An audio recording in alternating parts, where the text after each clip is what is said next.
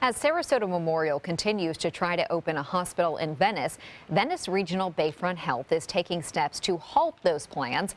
ABC 7's Alex Redmond talked to the CEOs of both hospitals today and joins us with the latest. Alex. Thanks, Haley. Does South County really need another hospital? Well, it depends on who you ask.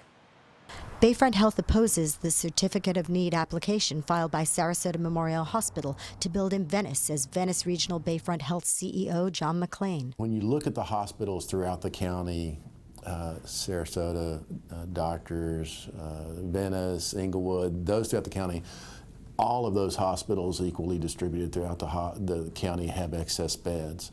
When you incorporate the two hospitals further north in the proposed service area, says McLean, excess bed count goes up. Port Charlotte and Fawcett, those two hospitals, then the additional excess bed count goes to 863. Sarasota Memorial Healthcare System's president and CEO David Verinder says there are empty beds in the surrounding areas. There are not empty beds in our area, and so we're beyond capacity in this organization. We continue to work and strive to create more capacity in our organization. Verinder says they want to put the great quality and cost controls of SMH in other areas. McLean says based on the ACA data of all the hospitals and travel time from the different areas of the county, duplication of services will be created. And then as you duplicate services and actually create excess capacity, then you end up with an additional tax burden that it will be passed on to the residents of Sarasota County, and that's through historical millage rates increases and ad valorem receipts that go to Sarasota Memorial. Verinder says SMH is very responsible with taxes set by their board. Today, less than 6% of our revenues come from taxes. Now, if you look back, we actually reduced our millage rate last year.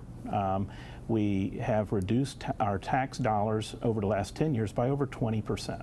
So we're looking forward. We have no intention of having a change in that.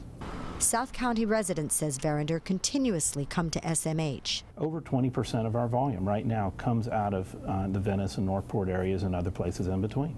McLean says Venice Regional is adding a patient advisory council to help meet the growing needs of the community. So we'll have patients and families from our community, in our hospital working with us to help us engage and meet the needs of the community, understand what those are. So, a decision will be made on June 3rd, but that will likely be appealed by either party, depending on which way it goes. Back to you, Haley.